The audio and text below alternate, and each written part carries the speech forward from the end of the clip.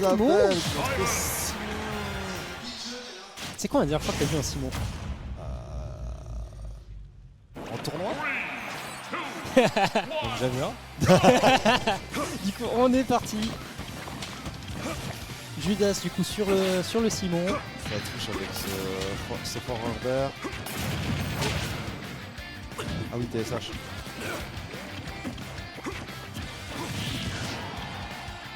On trouve déjà, là c'est la position préférée du coup de Simon. Là, on était dans le coin, on avait la bouteille. Tac.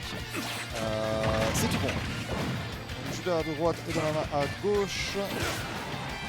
Et pour l'instant, le match se déroule Un peu assez kiff-kiff, hein. C'est vrai que Benama a l'air de trouver pas mal de moyens de danser un peu autour de ses portées clés de Judas. C'est vrai qu'il doit toujours faire attention à ne pas être dans la portée de la hache. Genre, t'as certains angles auxquels tu dois faire spécifiquement attention. Donc c'est assez téléphoné, on pourrait dire, du coup, du côté de Simon. effectivement. Et là, le play qui ne ramène pas assez loin, pas assez proche la recovery de Simon. ouais, des Belmont qui est un peu éclaté, hein, on va le dire. Ah bah au moins ils ont le choix, tu vois, pour remonter. Je trouve que c'est déjà plus efficace. Souvent, effectivement, ce sera plus efficace. On pose le trap, là on domine le coin. La belle canne à pêche pour choper, du coup on peut pas bloquer ça. Ah, ça Garde. Ah, pas de punish malheureusement, là ça aurait été terrifiant, ça aurait pu être douloureux. Et le retour de la croix avec l'eau bénite. Essayer de pocket la hache, mais c'était un petit peu trop loin. Et ça aussi c'est très dur de mettre la pression en tant que Simon au ballon en fait de Isabelle sur son EP. Oh, on a failli se penser un petit peu sur le terrain, et là on prend cette dash attaque qui viendra tuer. Et 90% de gratté du côté des Benama. Ça fait du bien. C'est vrai que je pense que la question c'est surtout de... Parce que les pourpoints ils montent assez facilement, j'ai l'impression, pour ressentir dans ce match. La question c'est de trouver le kill move. C'est pas passé loin ça, et c'est la hache qui va pas tuer. Chope le ballon et on relance la hache qu'on a pocket tout à l'heure du ledge guard. Parfait. Ça c'est du quick think. Ah, et ça se prend. Et là on chope une deuxième hache dans la push.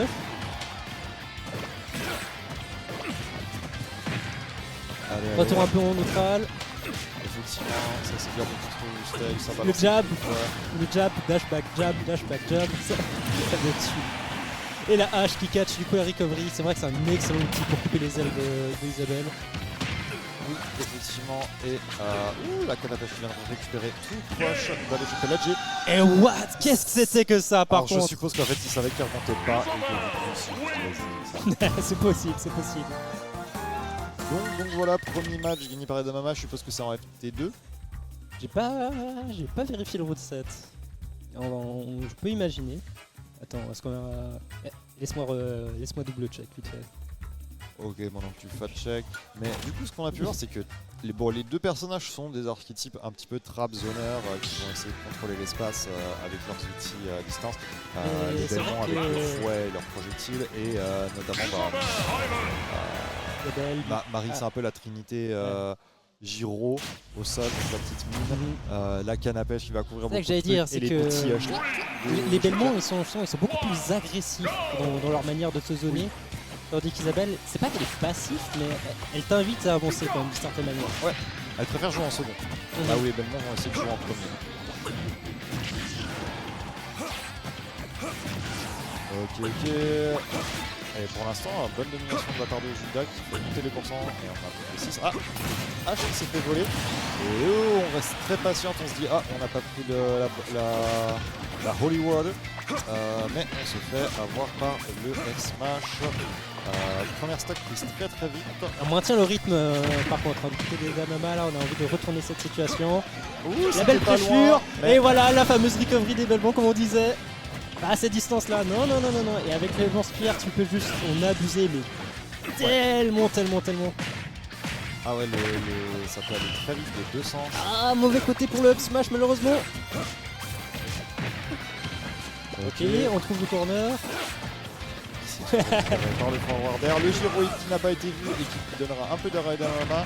Ici on pose l'autre gyroïde, on attend, voilà, on se met juste derrière la petite mine, on attend que l'adversaire fasse l'erreur. Ici on fera la dash attack qui se terminera encore une fois dans le gyroïde. Le troisième qui prend là sur Là ça punit vraiment beaucoup toutes les approches de Judas au final. Là, Ouais. même s'il touche, au final il n'arrive pas à maintenir la pression et la hache qui part dans le vent malheureusement. Là c'est le moment vraiment flippant. C'est pas assez, c'est pas assez. Si, Ah, si, ça, elle si. est partie dans le fond. Oh là là là là, tu la vois là, c'est. Je crois que c'était une étoile là. Judas qui n'a pas de décidé de pas se laisser abattre sur cette game. Hop, le forward tilt qui Combo en soit, c'est sur le. gagnera un petit peu. Bam bam bam, on envoie la croix. Ici ce sera la petite suite. Les jambes, base des jeux de pierre. Parle plus fort. Ok. Il faut que je parle plus fort. Donc, attention, le Belmont qui pourrait se faire ajouter à tout moment. Ah, encore une de ces dives qui vient genre de nulle part, de l'autre côté de la planète là. Et qui rentrera quand même dans la bouche de la petite Marie. Pauvre petit chiot. Tac tac tac tac tac.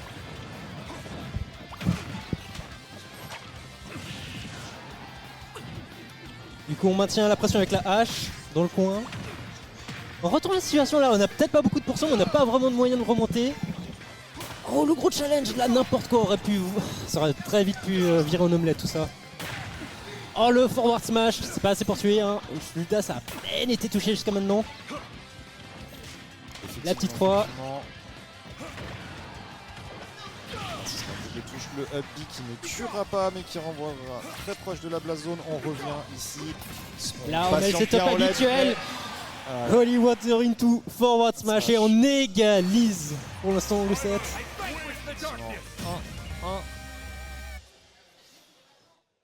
Très bonne adaptation de la part de Judas. Ouais, absolument. C'était ultra tendu, hein, cette dernière stock où tout le monde était genre super haut en termes de pourcentage. Ou plutôt, où Isabelle était super haut en termes de pourcentage, tandis que.